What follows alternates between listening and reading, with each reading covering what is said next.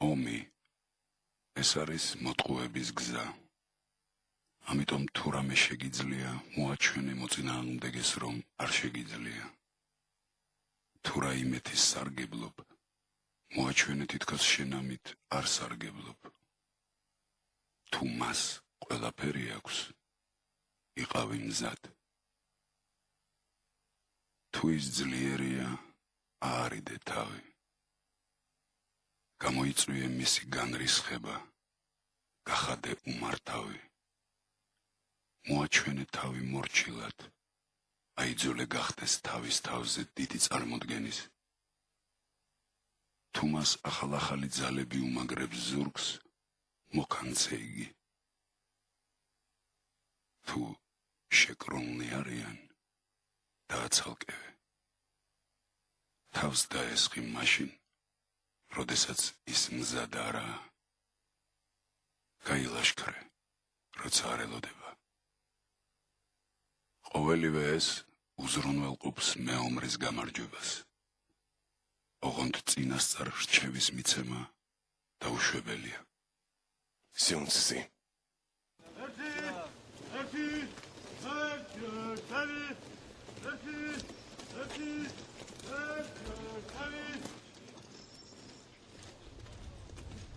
თვით გადარჩენა ექსტრემალურ პირობებში. ასეულის დონეზე ეს კურსი პირველად ეწყობა საქართველოში. 100 ჯარისკაცი, ბაზიდან მოწინააღმდეგის ზურგში, მთებში, ურთულეს რელიეფურ პირობებში, საკვებისა და დამატებითი რესურსების გარეშე. პირად შემადგენლობას მხოლოდ იარაღი და კარვები მიაქვს. 30 კილოგრამიანი პირთი, მანძილი 70 კილომეტრი. გზას როგორ დაკვრთა, უბრალოდ შეიძლება ვიღაცამ შეგვამჩნიოს. იგივე მდინარეს გადალახვა ხოჭირდება დრო. ხელის ნიშნების შემდეგ ამოცანა ბრძანების სახით უცნობია. ეს ფოქს ასეულის პირობაა. გადაადგილება შახმატისებური გადაადგილება. ეს გადაადგილება ძირითადად ყენდება და იყენება პატრულის დროს და იძახებს მზირს, ვინ შეამჩნია სახიფათო ადგილმდებარეობა. გასაგებია?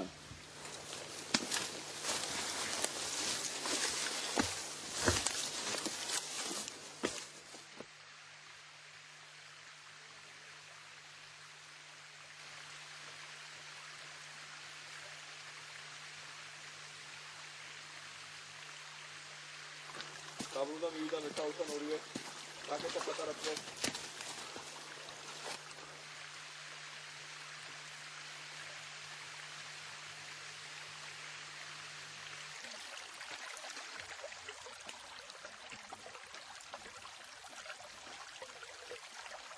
დაბრუნდა დაძვერის ხალხი.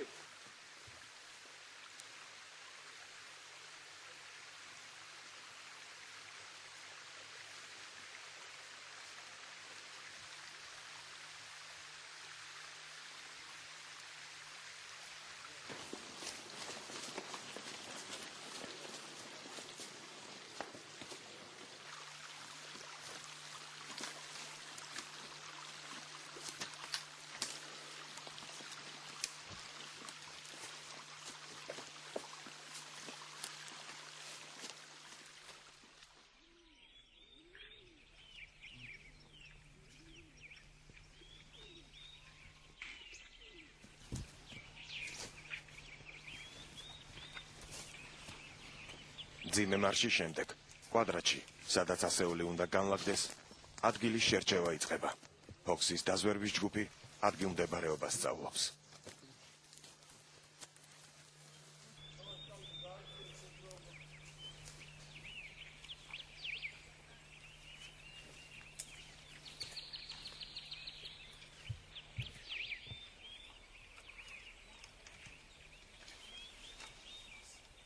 Bravo, გამოდი კავშირზე, ჩარლი ვარ. როგორ გასვიჩები? 5-იანზე მოდიხარ, 5-იანზე. სპეციალური შეტყობინების შემდეგ დანაყოფი ბანაკშლის. კავშირამდე.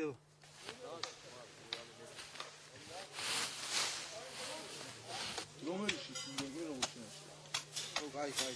როგორც გინდა.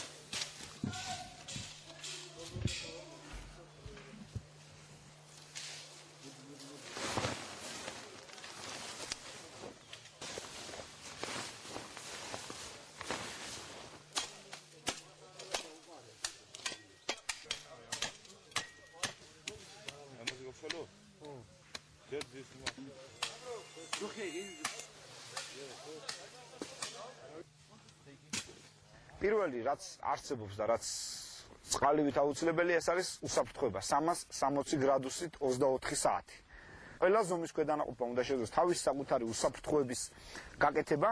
ძირითადი მიზეზი და ძირითადი მიზანი ამ მეცადინეობის არის, რომ აი ამ თაგორიან პირობებში მოქმედებებისას, როდესაც ადამიანის ორგანიზმი ორჯერ და სამჯერ მეტად იღლება, როდესაც მოთხოვნილებები ადამიანის საკვების და ბევრია და რეალურად კიდე მცირეა, იმიტომ რომ მოგეხსენებათ ახლა თუკი აი ესეთ ადგილზე არც საავტომობილო ტექნიკით, არც რაიმე სხვა ტრანსპორტით გარდა ჰაერისა მომარაგება ფაქტიურად შეუძლებელია თქვენთან გადაადგილდით და ყველა უნახეთ და ამიტომ ასეთ პირობებში რაც უფრო მსუბუქი წვირთი ექნება ადამიანს მით უფრო ადვილია მისთვის გადაადგილება და ახლა საბრძოლო მასალები და საბრძოლო ეკიპირება ესეთი ნაწილია რომ ამის გარეშე უბრალოდ არ შეიძლება ჩვენ ვცდილობთ რომ თვითონ ადამიან ყველა ჯარისკაცმა სათითაოდ აი თვითონ ადამიანმა ხო ისწავლოს თავისი ორგანიზმის დაბალანსირება რომ შეიძლება მიიღოს აი ცოტა საკვები რომელიც რეალურად მა უნდა მიიღოს და ამ ცოტა საკვებით გააკეთოს ბევრი საქმე აკარ თაგორიანი ტყიანი სავარაუდოდ სადაც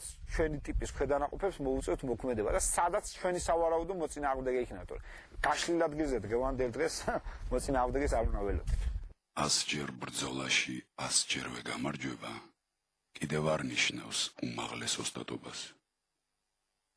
ოსტატობათა შორის უმაღლესი ოსტატობა ბრძოლის გარეშე მტრის ჯარის დამორჩილებაა.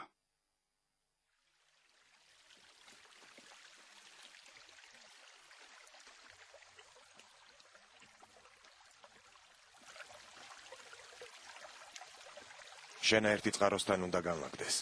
მიუხედავად იმისა, რომ აქ მათი აღმოჩენის შანსი უფრო დიდია.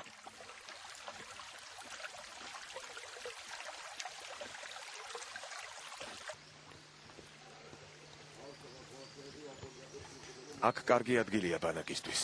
მით უმეტეს, რომ წყალზე შორს წასვლაც არ არის საჭირო.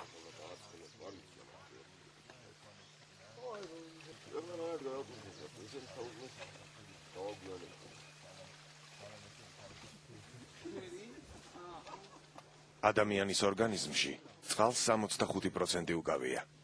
10 ლიტრის მოკლება სიკვდილის ტოლფასია. იზრუნე საკუთარ თავზე და თანამებრძოლებზე. წინააღმდეგ შემთხვევაში დაიღუპები.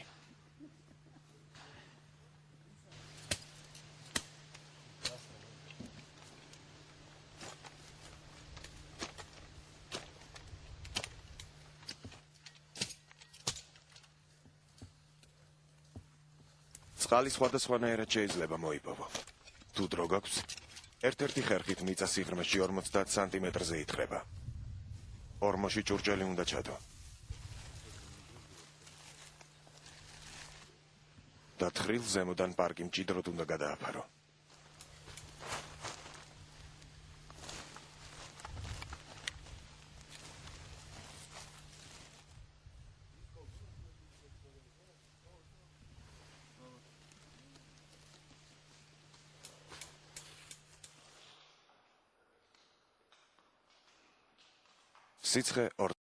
სიცხე ორთქლს წარმოქმნის. ეს სასათბურე მეთოდია.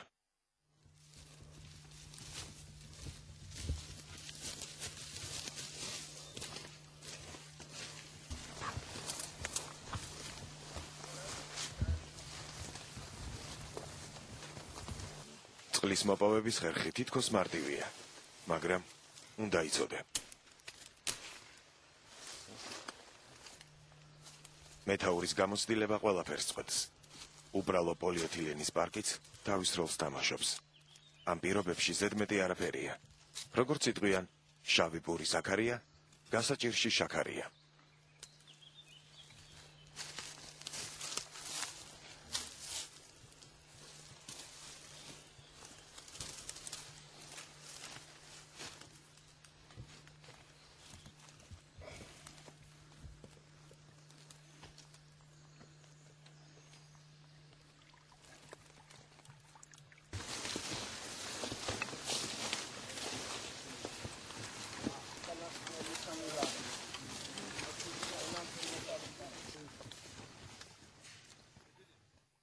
იცნობდე შენს მტერს, იცნობდეს საკუთარ თავს და გამარჯვება გარდაუვალი იქნება.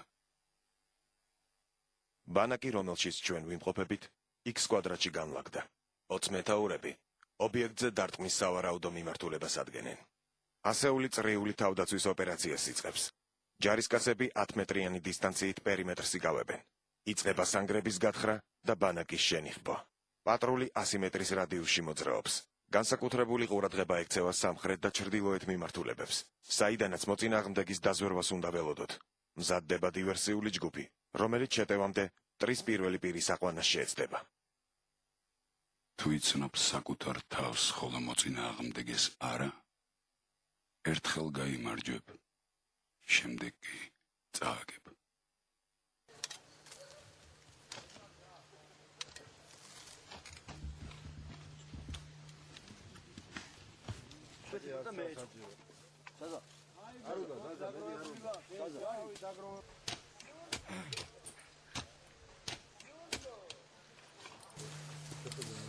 იყო ჯოხები.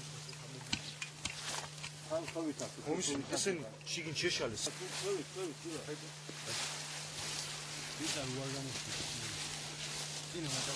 ყველაზე მნიშვნელოვანი სტრატეგიულ სიმაღლეზე განლაგება და იქ პოზიციების დაკავებაა. განსაკუთრებული ყურადღება თხრილებს და სანგრებს ექცევა. მიწის ყოველი სანტიმეტრი უსაფრთხოების ინდიკატორი ხდება. ითხრება 30-40 სანტიმეტრამდე გააჩნია. რაც შეიძლება მეტი თვალთახედვის არ უნდა იყოს შენ წინ, რომ მეც საკონტროლებდე მეტ ტერიტორიას. ის რაც უფრო მეტ ტერიტორიას აკონტროლებ, შენი მტერისთვის უფრო საწინააღმდეგოა. და შენც გაძლევს ეს ხელს, რომ უფრო მეტი დაზიანება მიაყენო მტერს. სექტორია ეს იყენება ვეძახით ეკრანს რა, წინ შენი ხედვის არე რაც არის. ამ ჯოხების იქით არ გადავდივართ, იმიტომ რომ ჩვენ გვერდზე შეიძლება იყოს სხვა სანგარი და ჩვენი თანამოძმე რო არ დავაზიანოთ. მეორე მხრივ უფრო ადვილია მიწა რომ მივაყაროთ, უფრო ადვილია განსაზღვრა რა, რამდენად გვჭირდება სიმაღლე, სიდაბლე, სისქე და ასე შემდეგ. ჩასაფრების დროს შეიძლება გამოიყენო, როდესაც მტრისთვის უფრო ნაკლებად შესამჩნევი იქნები, ამას უკეთდება თავისთვის კონფრიზება რა. რო მოითხრება, შემდეგ უკვე კონფრიზება უკეთდება და უკვე ნაკლებად შესამჩნევი ხარ მტერისთვის. გინდა შეგამჩნიოს ძალიან ძნელია რა, კაცთვის ტყვის მოხვედრა რა, სანგარში როცა წევხარ. უფრო დამიზნებულ ცეცხლს აწარმოებ და ყველანაირად რა 90% დაცული ხარ მაინც.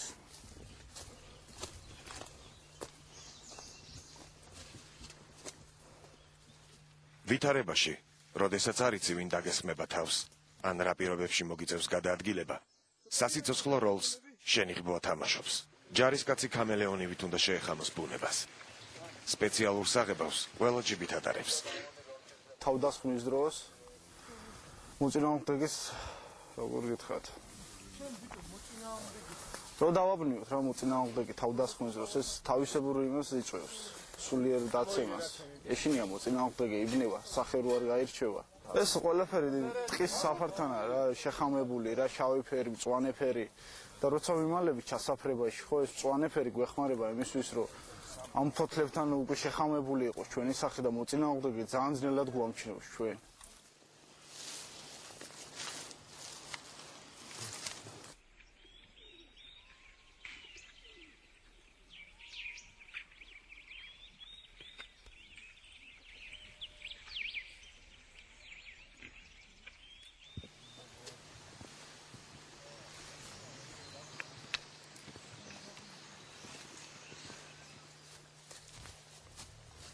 ღამე ჯარისკაცები მორიგეობით, მოკლე ინტერვალებით იძინებენ. თუმცა ღამის განმავლობაში მთელი შემადგენლობა მაინც ფრიზლობს. აქ ჯარისკაცის უყურადღებობამ შეიძლება მთელი ბანაკი დაღუპოს. ამიტომ ცვლა ყოველ საათში უნდა მოხდეს. ზე ქვინ მოდის? გაბრუნებელი ცვლასთან ერთად. ზე, ღამე. გაბრუნებელი ჩემთან განარჩენები ადგილზე. ბატონო გაბრუნებული, ჩემი მორიგეობის დროს აი მე შემთხვევას ადგილი არ ქონია. პირველი წლის გუშაგი კაპრალი ნანუაში. თავისუფლად. სულაცემთა იარაღი განმოხტვაზე. არის.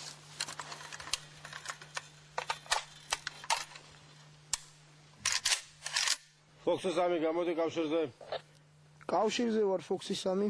სულა შეცვლილია ყველაფერი რიგზე. აი მე თქვა ადგილი არ გონია, როგორ გამიგე?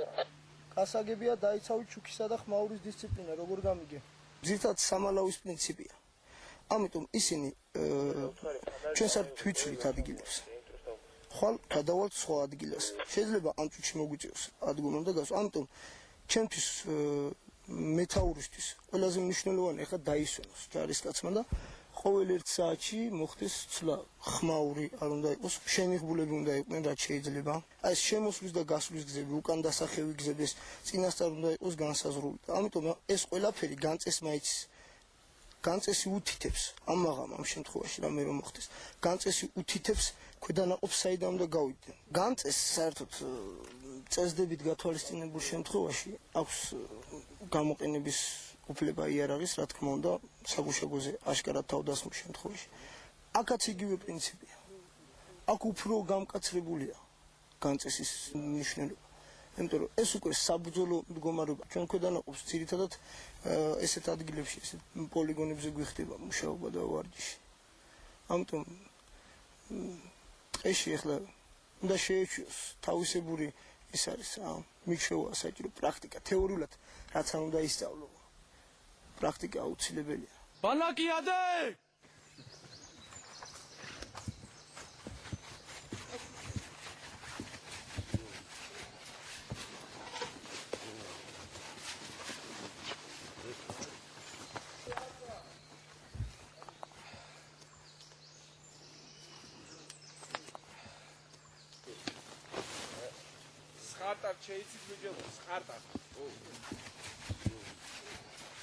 აუცილებელი პირობაა. მოძრაულმა ბანაკმა ყოველ 8 საათში ერთხელ შეცვალოს ადგილი. გამთენიისას დაზვერვის მონაცემები გროვდება და ამ დროს ბაზიდან წერილობითი ბრძანებაც მოდის. დესტრუქციული არაკანონიერი შეერაღებელი ბამფორმირებები ფარულად გადადიან საბრძოლო მზადყოფნაზე, დაახლოებით 30 კაცამდე, რომლებიც 2004 წლის 9 ივნისიდან განლაგდნენ ახმენის რაიონის დასახლებულ პუნქტ ჯაბურში, კვადრატი 7624. 10 ივნისს დაიწყეს ფარული გადაადგილება მთაცივის მიმართულებით და განლაგდნენ მთა კაცების ღვედის დასავლეთით დანგრეულ ციხესიმაგრებს სიტიანის ციხეში, კვადრატში 361-221. ემზადებიან ქალაქ თელავში დესტაბილიზაციისა და ტერორისტული აქტების მოსაწყობად მათი მხრიდან შესაძლებელია საცხოვრებლო მნიშვნელობის ობიექტების წყობიდან გამოყვანის მცდელობა. აგრეთვე იგეგმება კონტრაბანდული გზით შეერაღების შემოტანა, მოსახლეობაში კრიმინოგენული ელემენტების გატარება და ამით ისინი განახორციელებენ დასახულ მიზნებს. მათ გააჩნიათ წესასროლი იარაღები, ბომბარდყორცნები, ტყვიამფრთოები, კავშირგამძლეობის მობილური საშუალებები. ჩვენი ვალი გამოცანა, მათი ნეიტრალიზება, განადგურება. არ არის გამორიცხული ჩვენზე თავდასხმა, ამიტომ ახლა ოცეულის მეთაურები თქვენ კონკრეტულად თავიანთ ოცეულებს დაგისვამენ ამოცანებს, გახვალთ გარკვეული მიმართულებებით, ყოველ წამს ელოდეთ მათ ჩასაფრებებს შეიძლება მოგიწყონ ხიზლად 100 ყურ და 100 თვალი. მეორე ასეული. როგორია мотиваცია? ადე.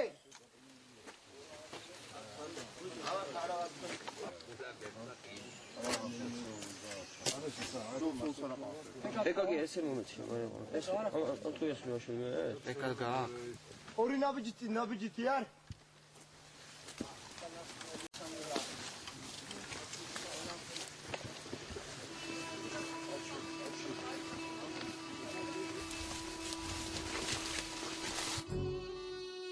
თუ არ იცნობ საკუთარ თავს და არც მოწინააღმდეგეს, ყოველთვის დამარცხდები. თუ იცნობ მოწინააღმდეგეს და საკუთარ თავსაც, იბრძოლე თუნდაც 100 ჯერ, საფრთხე არ იქნება.